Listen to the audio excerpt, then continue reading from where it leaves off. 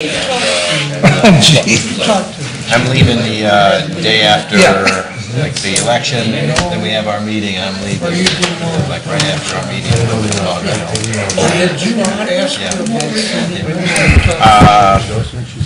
Like right on the strip there's the Marriott something or other, Marriott Suites. Yeah, well, there's the Unity down there. Well, that's Hooters or something. I got her endorsed. She said she would endorse it. Right in the Marriott. This is a little further, like it's probably a block north of Elmwood. Oh, well then, yeah, it's probably Marriott. Yeah, in there, yeah, I know what you mean. Yeah, that's like, the old one. Yes. I've spent a year there. Yeah, 356. And, but. That's like a good old campus bar. Yeah, lots of great things. Have you been on any of those? Yeah. You know the restaurant. Yeah. Yeah. Hey, Channy, Kathy. Yeah. You guys fired up? I'm ready. All right. Waiting on Dave today. Yeah, wow.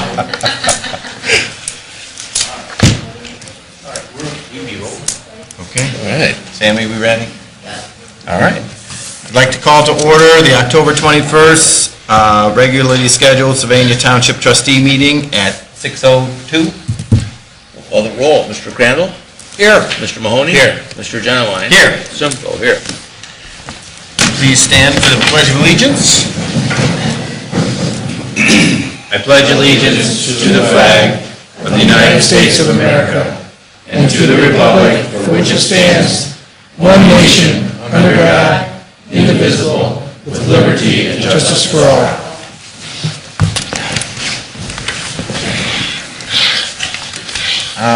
Approval of the minutes. I noticed there were two versions. Was anything changed? Because I read the first version and I didn't read the second version. There was just some wording change that I made in there, but just slight wording. But I think the point of the discussion and the one that was all was the same. Okay. I'll make a motion to approve the minutes as presented. Second? Okay, call the roll. Mr. Crandall? Yes. Mr. Mahoney? Abstain. Okay, Mr. I was- Genowine? yes. That's right, you weren't Yep. there. Yep. Mr. Genowine?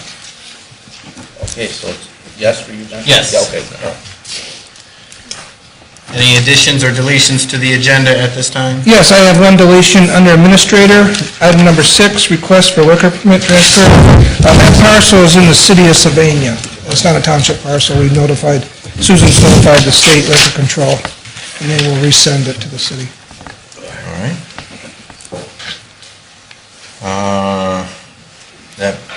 Any hearing of the public? All right. Darrell, that puts you up.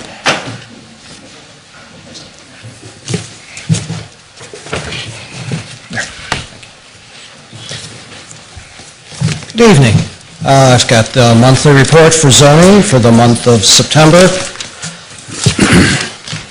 We had a really good month permit-wise, 50 permits at just under $9 million in estimated value, and that brings us up year-to-date at 337, which is real close to where we were last year, and at 38.3 million in value. So again, that's an increase over the past couple years. In single-family dwellings, we're up to 75 on year-to-date. That's a 7% increase over last year, and a little over $19.5 million in estimated value, and that represents a 4.2% increase. Zoning complaints, we had 17 last month, which was higher than the past 2 years, but we remain on the low side for year-to-date at 132. On our monthly meetings, all our boards met. The Board of Zoning Appeals heard a variance request from 6055 Central, I'm trying to remember, that's Yark BMW. And the Zoning Commission heard a zone change request. Those are the two properties that Mr. Zindorf had for the Mercy Health North property. And then project plan review, we looked at Taylor Hyundai and Taylor Used Auto Sales. I've got several items of note there. I won't go into all of them. Just kind of want to point out a couple new businesses in the township. The last two items, 6819 Central, Jonathan Coy Nail Spa. It's a new salon in the township. It's occupying the space that was once Quiznos Sub Sandwich. And then 5221 Monroe Street, that's over by Target. Tropical Smoothie Cafe is coming in, right near Office Max. And that's all I have.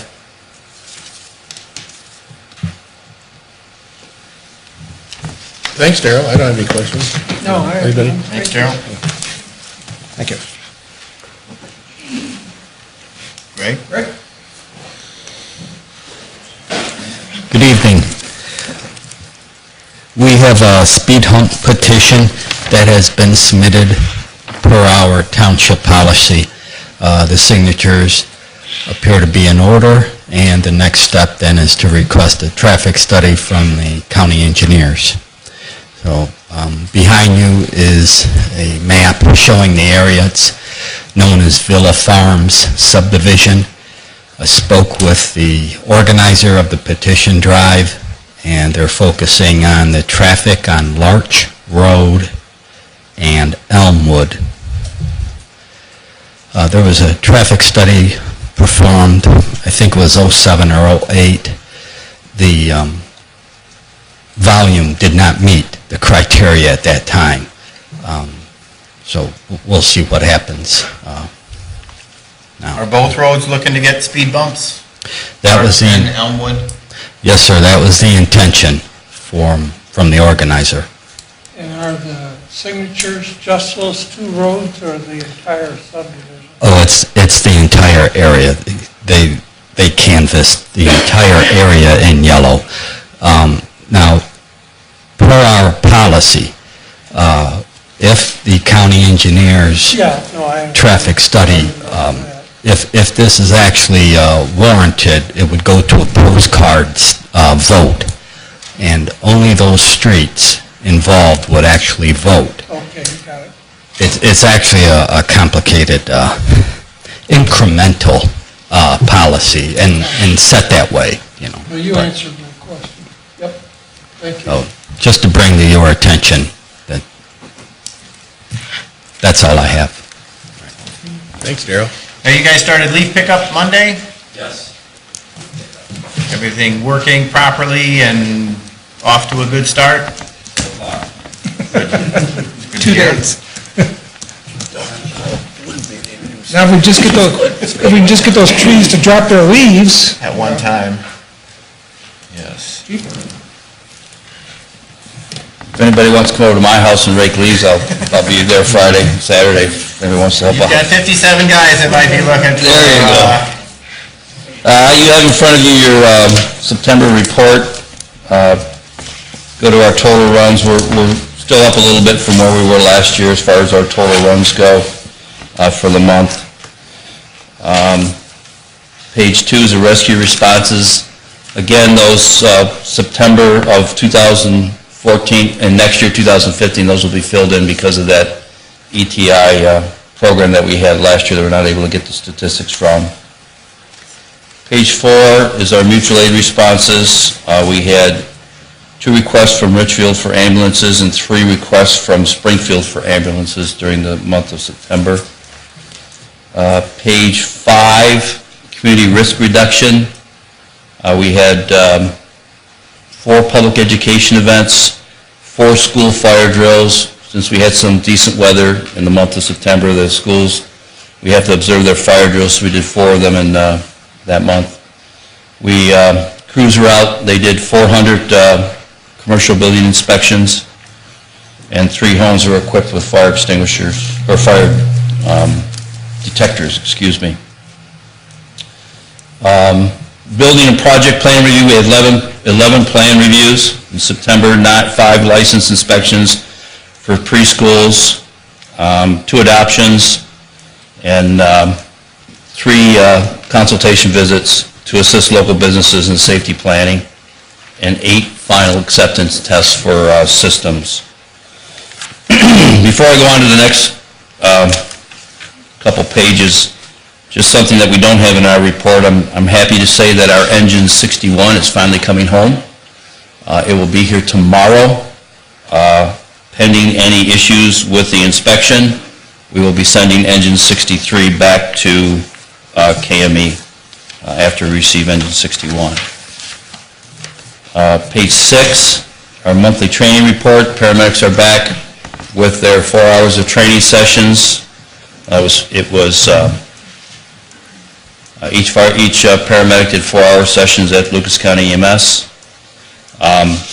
The month of September, we did our annual hose testing. We'll have a detailed report on the hose testing in our yearly report, but just to give you an idea, the crews during the month of September tested 32,450 feet of hose. Each piece of hose has to be tested on an annual basis, and any hose that fails has to be taken out of service, so we completed that during the month of September. Page 7 is another STEMI follow-up. You're familiar now with STEMI. ST elevation means myocardial infarction.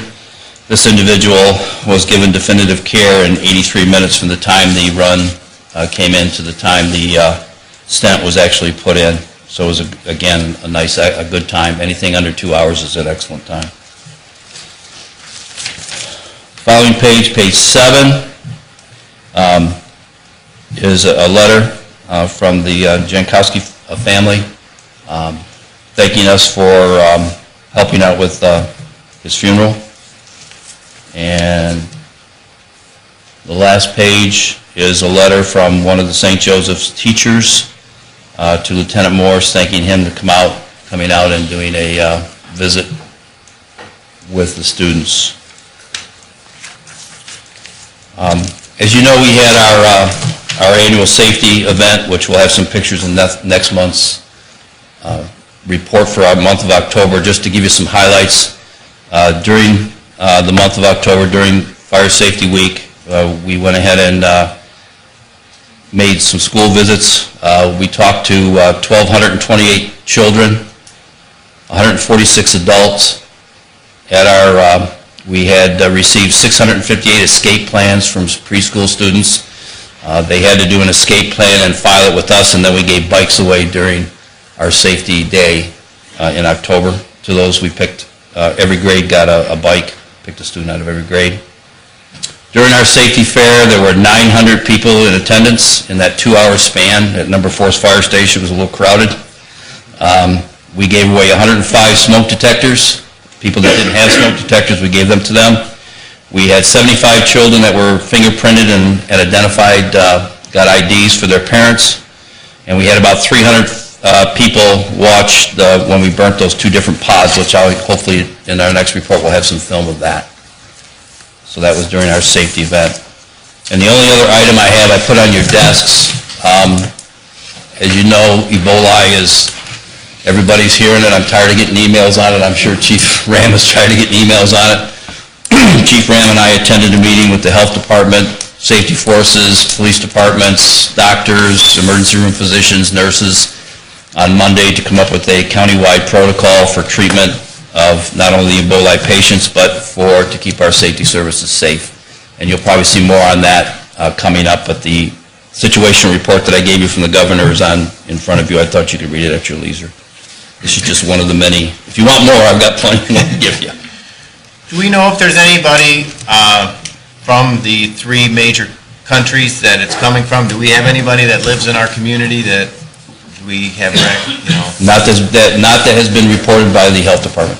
Okay. The health department is on top of that. They will share with the different EMS and police agencies if there's anybody in the area, and it goes on as a note on our MDTs, mobile data terminals, so the crews en route to that specific address will get a heads up that there's the level of PPE, protective equipment they have to wear. Okay. Good. Okay. Unless there's anything for me, I'm complete. Chief, I'd just like to comment on your community fire prevention event at Station 4. It's amazing what your department does out there. It's got to be really good for children getting familiar with the apparatus and uniform, just a fun event. The nice thing about it is the parents bring their kids, and we can educate both the parents and the kids at the same time about fire safety. And Lieutenant Morris, Chad Morris, is the head of that. He's been the head of it for the last 3 years. He's done an excellent job with it. I can't give him enough kudos for it. He organizes it and plans it and does a lot of off-duty time to make the event happen, and he's done an excellent job with it. All I saw were cell phone pictures. Yeah, pictures everywhere. With the kids and the equipment. Yeah. It's Thank really you. a nice Thank effort you, Chief. by your department. Chief Bowman? Sorry. Good evening. You have before you the monthly report for the police department for the month of September. Moving to page 2, you can see the calls for service. I totaled those up, and there were 6,842 total calls in the dispatch. Page 3, some of our crime stats. You can see in calls for service, year-to-date, we're down slightly, but very slightly. It's almost negligible. Our tickets are running pretty close to the same, down a little bit. As far as our injury, accidents, and property damage, we're down in our property damage accidents. We're essentially exactly the same right now, year-to-date, on our injury accidents.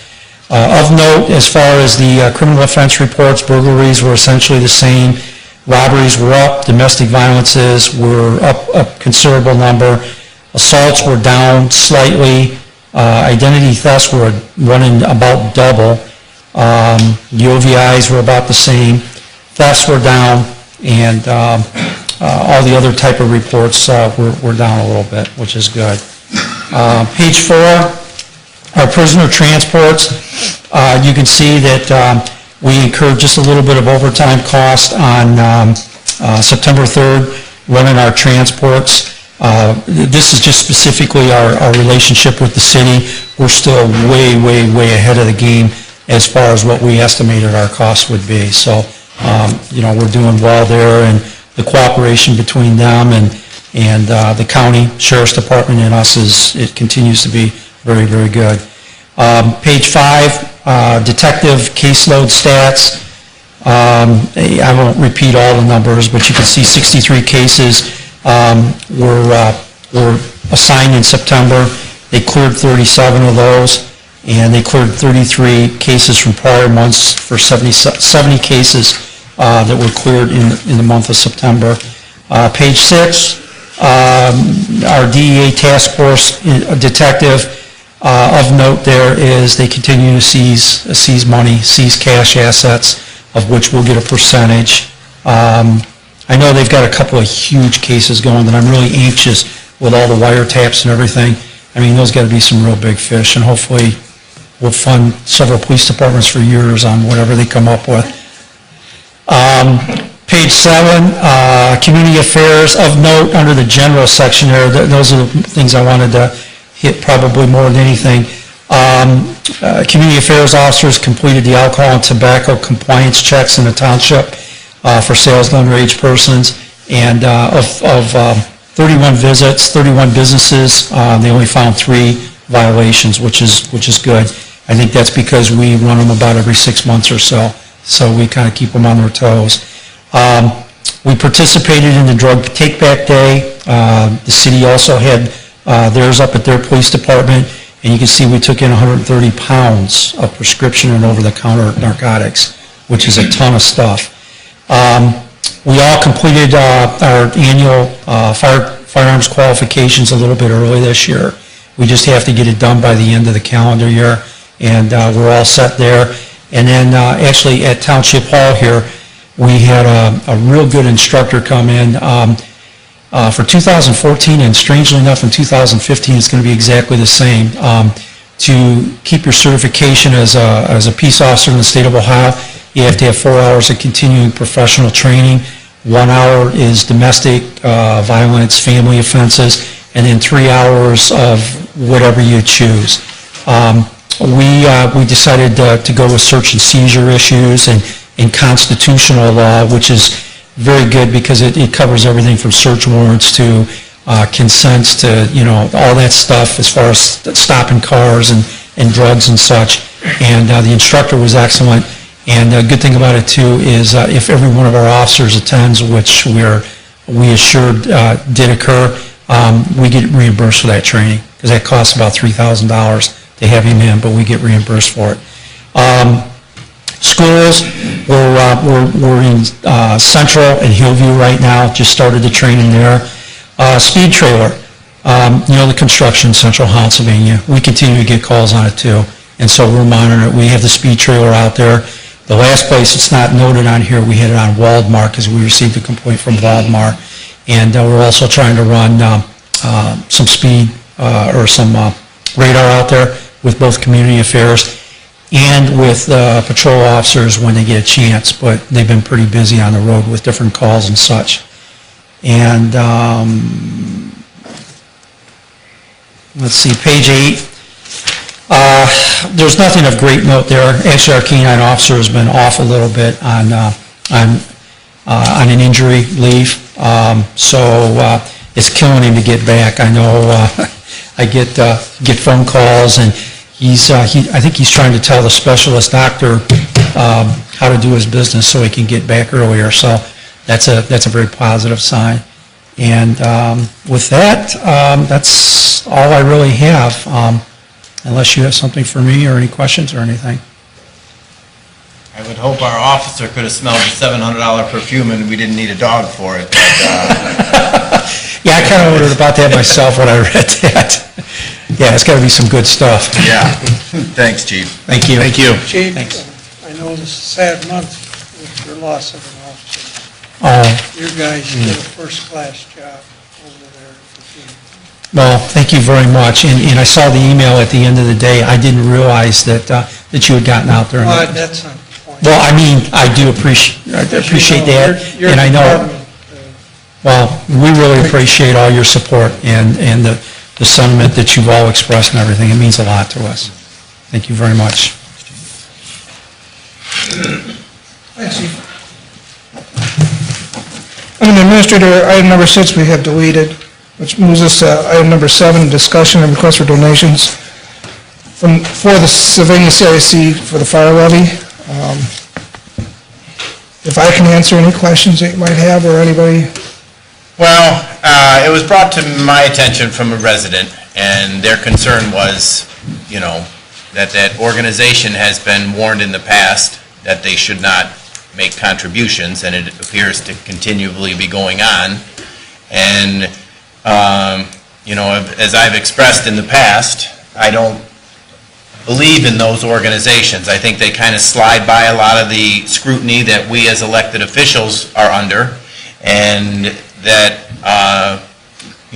going unchecked, and even looking at the minutes to those meetings, and I know we've got people very active in that organization. Neil, you're going to be president next year. I mean, I just want to say, we need to be a little bit more, careful of what we do. Right. I mean, and again, I believe, Dave, you said we were going to give the CIC another 2 years before we decided whether to pull the plug on it or whether to continue with it. And, I would expect something at the end of the year to say, this is what this organization has done, and, and again, how do we monitor that without having access to the records and things that, an average citizen might have? Okay, and just... And who brought it up, I guess, would be the question. Well, there actually was no request for a donation. As you know, back in March, the CIC made a donation to the school levy. Yeah. And after that, our accountant and people with knowledge said that CIC shouldn't have done that. And so at our last, I think it was 2 executive meetings ago, there was a discussion that the CIC should not be giving dollars for levies, any levies. And there was, at that time, no request. We just had a discussion that we should not be giving money to levies because of the ruling by our accountant and legal minds that we are not a organization that can give money to levies. I mean, that's where, here, everything we say is on tape, and, an organization like that, there's a lot that goes on that we have no way of verifying that. And, the story I was told that somebody brought it up and requested it, and somebody at the meeting said, hey, that's illegal. And then it was back down from there, but, so I don't exactly buy your side of the story. When I was in attendance, I mean, I can't verify everything, but Okay. when I was in attendance, the general discussion was that we cannot give money to levies, and I heard no request. I mean, I'm just saying, I heard no request. When 80% of their funding comes from governments, I got a problem with Right. how they handle their money. Right, and the accountant and legal minds have hopefully set us straight on what we can and cannot do. I've got a comment. I was also present, but I don't have a vote, either as Mr. Zeidler. But this was handled at executive committee. I haven't seen the minutes. I don't know what minutes or who contacted you, but it's a pretty small group. And I don't think you I were wasn't there. Neil wasn't at the last meeting. But you were at the meeting that you gave $250 to at the school. I did see those meeting minutes. Well, those are the minutes you're referring to. Oh, I don't have a vote on executive committee. Well, that's not the page that I saw sent to me. It said that, all those attendants said yes, so I would assume now, again, that's where I don't like those organizations, because it's a bunch of finger pointing, and I can't look at a tape, and I can't go back and say, and you know what, there seems to be a few members of the community that their fingerprints are all over a lot of this stuff, and it seems to continue to repeat the same offenses. Well, would you identify who? No. Oh, okay. It's the same. So as long as you don't get caught, it's not a problem. Is that what you're saying, Mr. Crandall? Your fingerprints were all over the school levy, and, there were laws broken, there were... Now, wait a minute. We're talking, hold on, guys, we're talking about the fire levy campaign. Let's try to stay focused on if we can, you guys. The school With the levy. request for the donation I for wasn't even CIC, on the Sylvania committee. CIC. So the bottom line... I believe, I've read information where you were on the committee, Mr. Crandall. Well, whatever information is Let's just, completely wrong. let's... I wasn't even on the committee. John, you did this last meeting. You just throw things out. Well, as long as we're on the subject, I would like to go on the record as stating, I don't know how these numbers add up for your levy. I mean, when we're running 1.1 million deficit, adding 2 firefighters brings us to 1.3. A raise next year probably pushes us to 1.5, 1.6 million, and we're through the 1.8 million in 2 years. And I don't see how these numbers work, and again, I haven't really spoken out against the levy, but I certainly have my issues with how it's been presented and run. Just for the record, I don't think you gave us one name for the committee. I didn't. I voted no against it. Well, I understand that, but you did have the opportunity to make some citizen appointments for the committee. Most of the people know where I stand, and I think, to put somebody on there who, I don't know. I mean, again, when everything was brought at me at the last minute, I just feel like it was a sham. And I got a voicemail from people asking me not to attend meetings, so my vote wouldn't be cast. And I'm just very distressed over this whole thing, and I'm glad it's going to be over here in a few weeks. Me too. Yeah, I'll add to that. There's a lot of effort being put into it, John. Well, there was no effort in putting into what's driving the numbers. I mean, when you... the reports that are on our webpage. Well, can you tell me what's driving the 47% increase that we've sent out to the voters? I mean... You have those numbers. I don't. And I guess you didn't read them. I don't. Well, I mean, Mr. Crandall, you can't tell me when the population's growing by 1% a year, where does that 47% come from? And how do we solve that problem other than coming in for more money and more firefighters? Anyway, I thought the item on the agenda was the CIC. It is. It's a campaign, I'd like to move on. You know, instead, we're going to put the burden on the residents of this community to fund this when I think there are entities in our community that are sucking these services down faster than we can respond to them. And instead of trying to work something out with them, you know, we want to put the burden on the homeowner in this community, and I think that's wrong.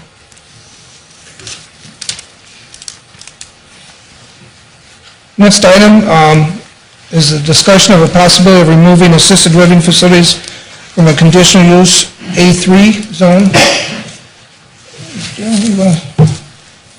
I'll let Daryl stand up and tell you the procedures and what it's about. Well, for starters, I want to clarify that assisted living facilities in and of itself is not a conditional use. The term is residential care facilities, which encompasses assisted living, nursing home, group homes, adult daycare, things of that nature.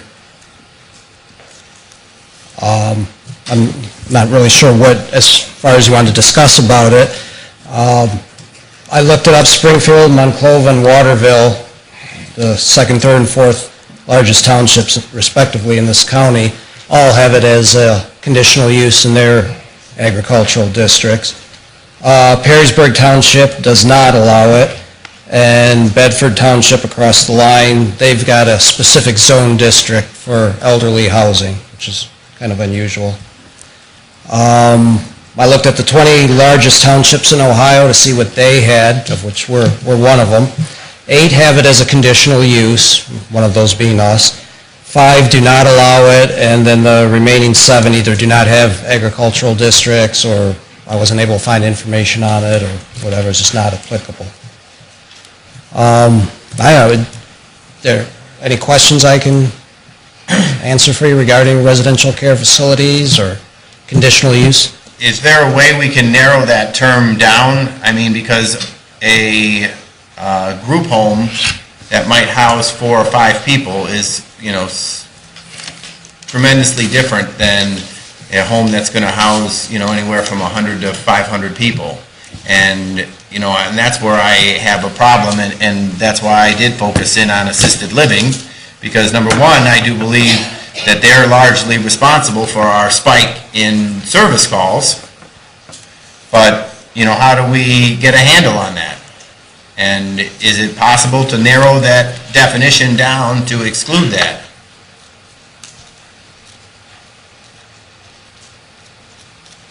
I mean, I suppose it's always possible, you know, depending on what term you want to use. Well, I could talk to our attorney on that. I think there's, when you have conditional use, the trustees through their zoning policy can determine what is considered a conditional use, and I think, I will find out, I think you can name the different, you know, like a 4-unit, whatever you just said. Group home could be included in conditional use, and a assisted living, or whatever the other term you use, could be excluded. So what you do is you modify the conditional use permit under A3, and I think you can include and exclude things as you see that you want to see. But I will confirm that tomorrow with John Burrell, but I think that's, you can list the conditional use for a certain type of use. Another thing too, maybe we could do is have residential care facilities, you know, small, like under, say, 10 or 12 units or patients, whatever, and then residential care facilities large, or, you know, something along those lines. And then under conditional use, specify one or the other or both. I guess my question is, what's the purpose? I mean, we're starting to say, how do we solve it? What's the purpose of your... Well, my concern is that we've got, you know, several facilities already in our community that account for 20% of our fire calls. And dead numbers there. Okay, well, you know, you spent 4 months on it. What is the accurate number then, Mr. Crandall? Well, are you... Are those the numbers that you put out on the website, or don't you know the numbers? the numbers on the website were for a 10-year period. Your number, I don't know. I got it from Chief Freilich, Deputy Chief Freilich. I understand that. Uh-huh.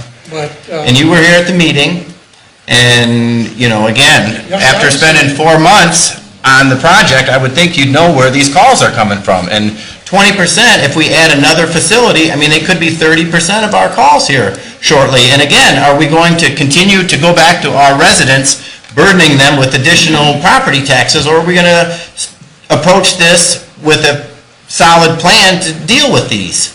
And by letting them slip under a conditional use where it does not come before this board is very concerning to me. well, I understand that. You made that point the last time. Yeah, I thought so. Well, but you're saying, let's not have this anywhere in A3 zoning.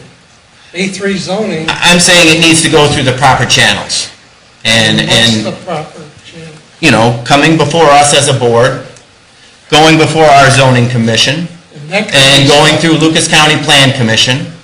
And, you know, that way, there's several sets of eyes and several sets of people who, you know, sign on to this project, rather than 5 people who up until early this week or late last week, you know, there was no way to even contact them. So, you know, as we all run for election, it's a very hot topic. Now, maybe at 80 you won't run again, and I doubt I will, but, you know. You're bringing up my age here. Well, Anyway, but my point is, a lot of misinformation that got published in the paper the last meeting. 660 beds. well, that's what their initial email said. So, maybe the miscommunication was from them.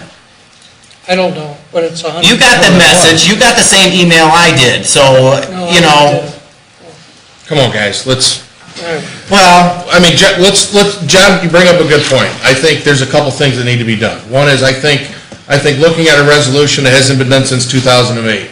We had a recent sign change through the BZA that on Gross Electric, the signs, they widen the road, they still use the signage as what the old resolution still talks about.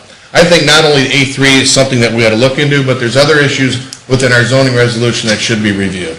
And that, you know, it's been since 2008, it could be the land use plan that was done in 2007, but maybe there aren't, you know, the cities and townships constantly change every 4 and 5 years, so we need to be more updated with that. So as a goal for 2015, it might be something to look at.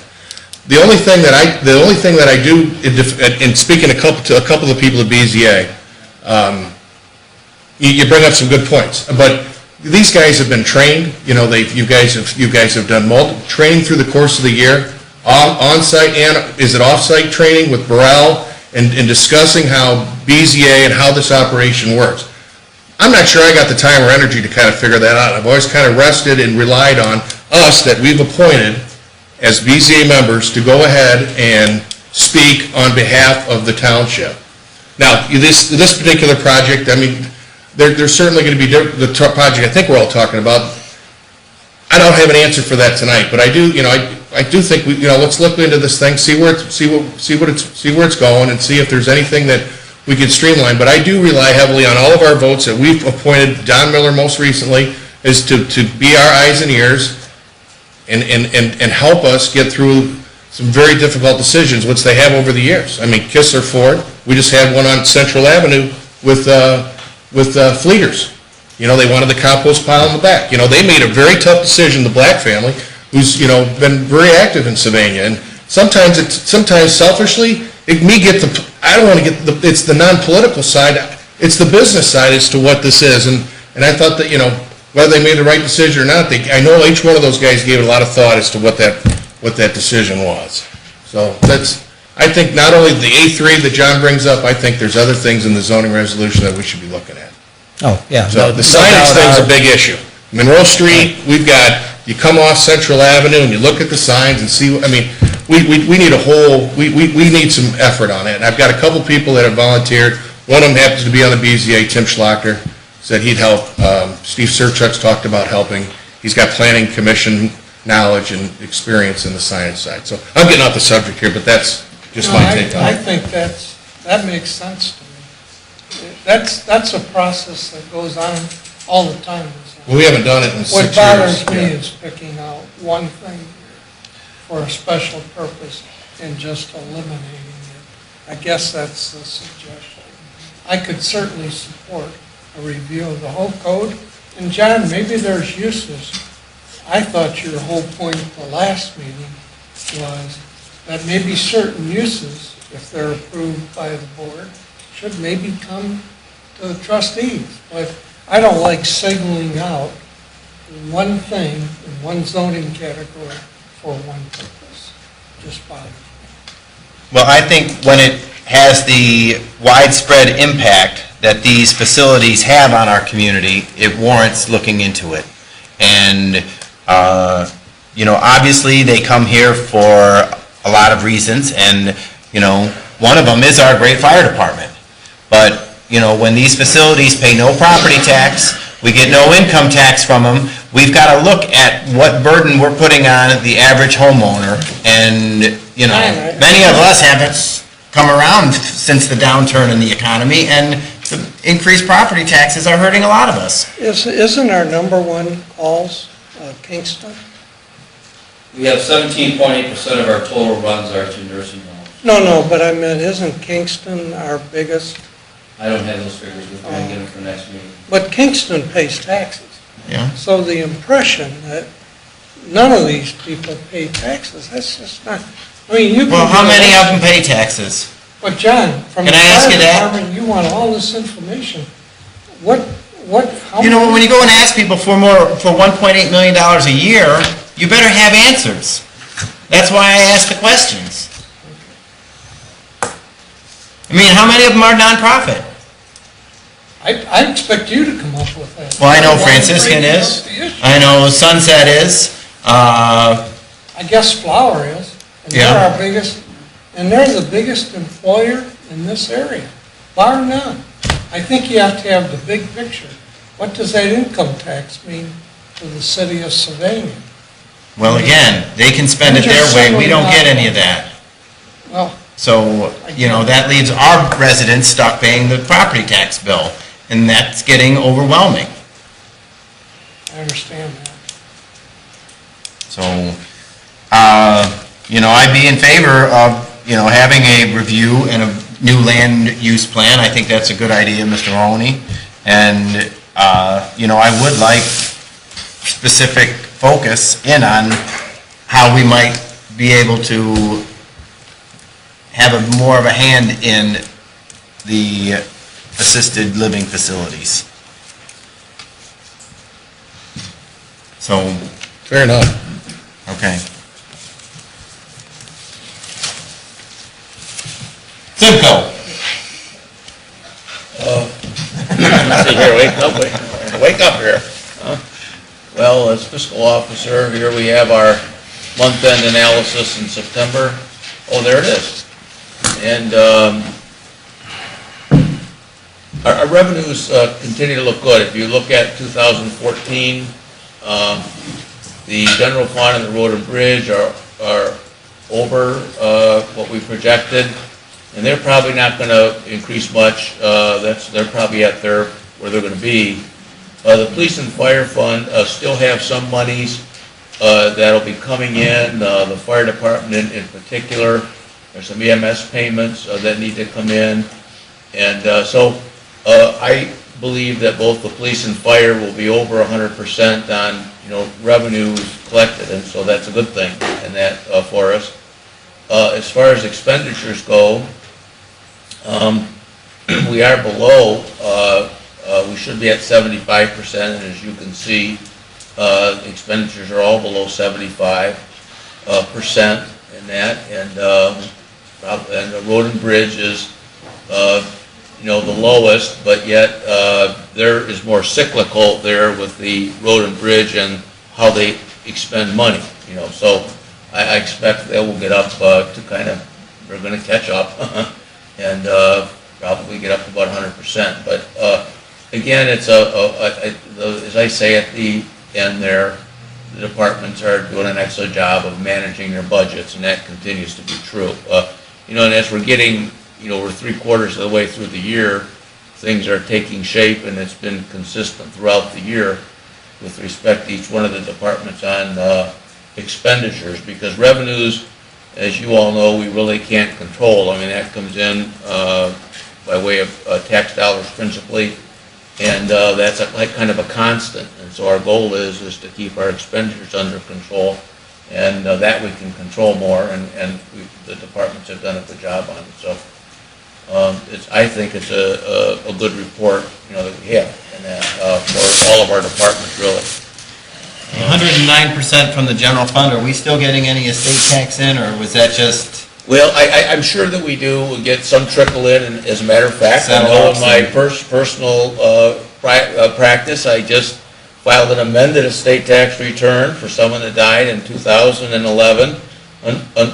Unfortunately, it did not come to us, but I think that there are still some of those things kind of trickling in, but it sure is winding down. Yeah. Jim might be able to, We got 200 and some thousand. Yeah. Wow. So, More than we expected. Yeah, we expected zero. yeah, we really, and there'll probably be, but it's going to be obviously declining because you do have, but it's generally these, like estates where there's potential for estate tax. It's usually larger, more complicated estates, as you can imagine. Yeah. And sometimes they aren't, it takes them a longer to file, or like in my particular case, there was just some found assets. And so we had to reopen the estate, pay taxes on it. In fact, when you go down to the treasurer's office and the auditor's office that deal with estate taxes, that's where you really go. And even the probate court, they've kind of lost their way. I mean, they haven't handled these things for so long. They got to run and check with people as to what to do here. And so in my particular case, the city's getting some money in that, but it's still coming in, $200,000. We'll probably see a little bit more again in 15, but I think we should continue to budget at zero. Yeah. And if we get it, it's kind of a windfall, keep it that way. So I've got, if you don't have any questions, I've got a few resolutions, 14-105, and there's some line items. We kind of run into this a little bit as we're kind of moving toward the end of the year. We need to, we have some shortfalls in the original budget, and so we need to be doing some transferring. And you see the list of things that are there, where we're transferring from and where to. I'll offer resolution 14-105, transfer of appropriations. Second. Mr. Mahoney? Yes. Mr. Crandall? Yes. Mr. Genowine? Yes. And then the next motion I have is 14-106. And actually, this has to do with the senior center, and we actually came in a little bit more than anticipated, so they'll be happy there because we are able to, we collect the money, as you all know. We collect the money, and we just pass it through to the senior center. And so there's an additional little over $3,100 that's going to the senior center, and so that's good news for them, and it doesn't mean kind of anything to us because we just, again, collect it, pass it through. I'll offer resolution 14-106, appropriation of unencumbered balance. Second. Mr. Genowine? Yes. Mr. Mahoney? Yes. Mr. Crandall? Yes. And then the next is we have 14-107, and this is really a payment on a then and now purchase certificate, and there was basically a communication error between the road department and budget, and this has resulted in us being delayed on processing this. When I first started, the fiscal officers, generally then and now certificates are we really try to avoid those. And when I first started, we frankly always had a number of them, and they're always troubling to the fiscal department and trustees and the administrator.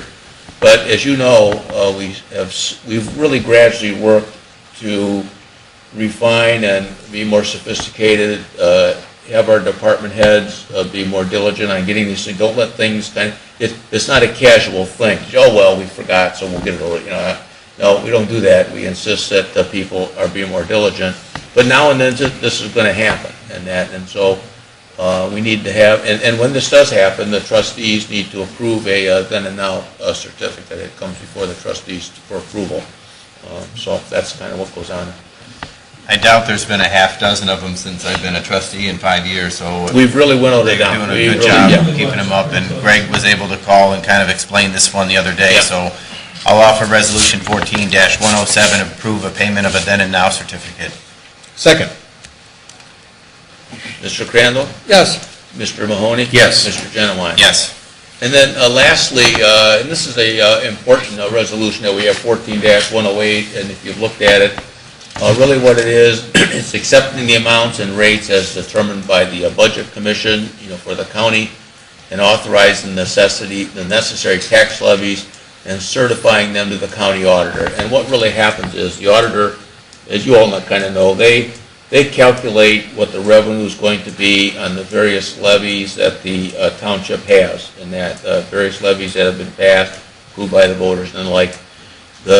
They establish those, what it's going to collect, and then they send it out to us, and we need to review it and make certain that we agree with them. We double check the numbers as best we can, although it's difficult sometimes because some of our levies are so old, and for us to go back and with the property values going up and down, we really do rely on those older ones, in particular on Peter. Pardon, what? Peter Rankator. Yeah, Rankator, yeah. Peter, who is the kind of the guru down and does these calculations, but we go over them as best we can. But we need to, and I do, need to certify this, the trustees need to authorize this too, and so we need to pass a resolution, and then there'll be some documents for you to sign. We have a deadline on getting this in, and I think it's the end of this month, November 1. Pretty quick, yeah. Yeah, it's coming up on us, so. I would like to clarify, a former trustee called me today and asked when the next fire levy would roll off. And I told him all of our fire levies are permanent and wouldn't roll off. That's correct. And so he's like, boy, people would like to know that. Then he did call me the new head, Ed, and I didn't know how to take that, but that came from a fellow trustee here, so I'll take that as a compliment. But I'd like to offer Resolution 14-108, adopting rates for collection of tax levies. Second. Okay, Mr. Genowine? Yes. Mr. Crandall? Yes. Mr. Mahoney? Yes. Okay, and let's see, do I have anything else? Oh, that's it. All right. Open discussion, nothing, nobody signed in for non-agenda items. So the next item on the agenda is requesting to go into executive session for personnel in the fiscal and road department. I'd like to offer a motion to go into executive session at 6:54 to discuss personnel regarding the fiscal and road departments.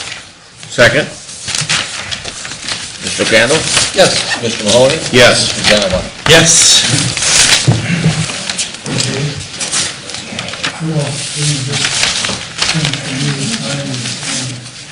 Okay. All right. All right. Okay. All right. All right. Sign that. Yes, I will. That was crazy. How about Jonesy with the flip-flop, the flip computer? When did you get that? Today. All right. Is that a Lenovo? This is a Google Chrome, a Chromebook. Oh, wow. Nice. This is a Chromebook. I'm still trying to figure out how to turn that on. Once he gets that. I've got it turned on. There's a lot I don't know. I figured this was a good time because everything's recorded. So, if I screw up, doesn't matter. All set, okay. I'd like to offer a motion to come out of executive session at 7:39. Second? Mr. Crandall? Yes. Mr. Mahoney? Yes. Mr. Genowine? Yes. There will be no action taken coming out of executive session, and I would like to offer a motion to adjourn at 7:40. Do we want to set our next meeting? Oh, yeah, and I would like to get on the record that our meeting will be November 5th, the day after the election. Wednesday. Wednesday, the 5th at 4 p.m. I think somebody just made plans for the 5th. We have a second to Second. adjourning. Mr. Mahoney. Okay, we'll call roll on adjourning. Mr. Gentlemen? Yes. Mr. Mahoney? Yes. Mr. Crandall? I'll go along, yes. Okay. All right, now shut When this it off. was magnified, said no. Okay, yeah, I didn't-